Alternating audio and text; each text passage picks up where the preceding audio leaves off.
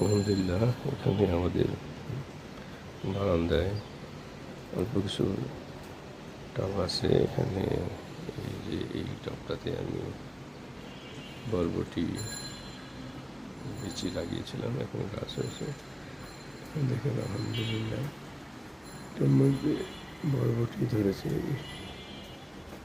এখানে আছে আলহামদুলিল্লাহ, মাশাআল্লাহ, বরবটি ধরেছে আর আছে।